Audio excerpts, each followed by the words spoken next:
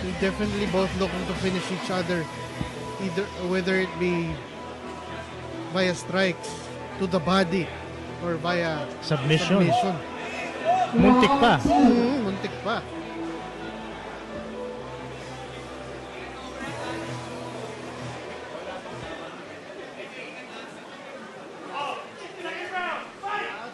Second round tayo. Second round.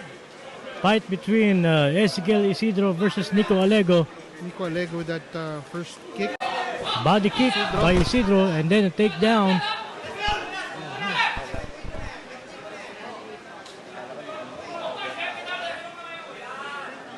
Isidro trying to... He's trying to take advantage of that strength niya sa ground against Nico Alego.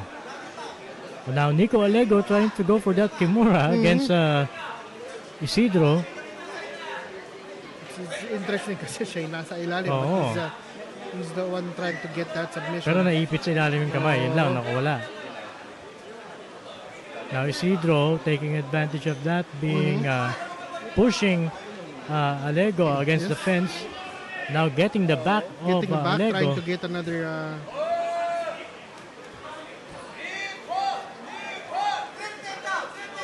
he's trying to bring the fight to the ground again. Oo. Pero itong si Alego, medyo maganda yung depensa niya. And yung plano ni Isidro is not happening. There Ayun we na, go! oo. Sasabi ko lang. Ayun yung plano niya eh. Ayun yung plano niya.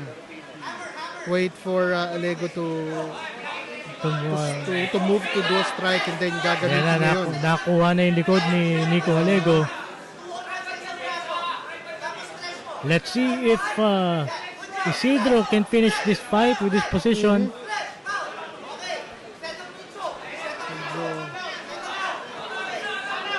Kaya natin kung matatapos to. Continuously pounding Nico Alego. Alego trying to 10 get seconds 10 remaining. seconds. Isidro wants to finish this fight, Oo. no? Parang gusto niya KO naman. Ayaw niya Oo. ng submission. And that's it for our second round. Aabot tayo sa ating third round. Third and final round.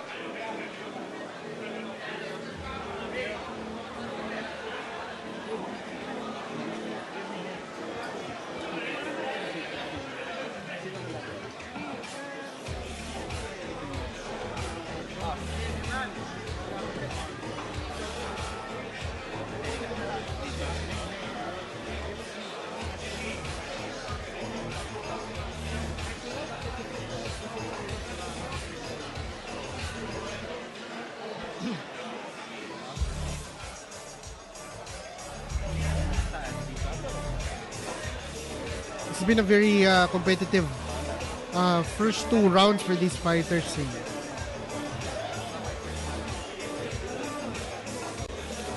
Si Isidro has been trying to get the fight to the ground, trying to finish it in the ground. Itong si Alego is doing everything for that to not happen. Alam, are we seeing Isidro's game plan happening anytime soon o talagang masisira na ni Alego yung plano na yun, and that itong si Isidro has to switch it up and do something else to But get the job there done. was a couple of takedown attempts na successful for Isidro. Oh, yes. Hindi lang nagiging yung pag-establish.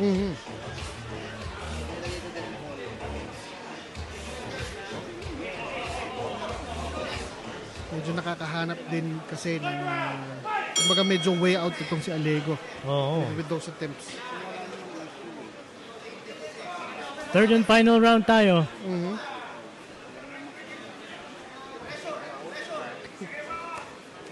Body kick Isidro by with that Isidro. kick. Another one. Alego has yet to answer. There we go.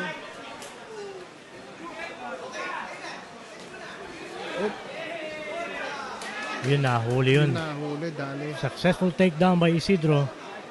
So mabilis. Trying to pass the guard.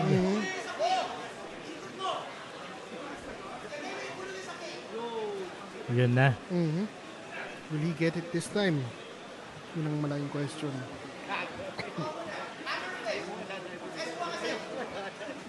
Isidro. Will Isidro finish the fight in this position right now? Pounding away.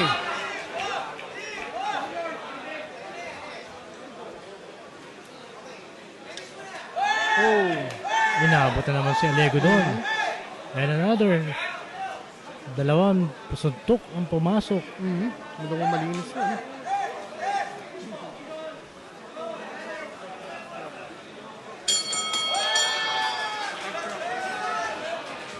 And that's it.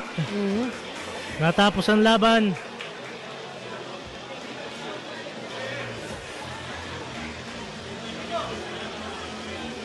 Ezekiel Isidro wins over Nico Alego.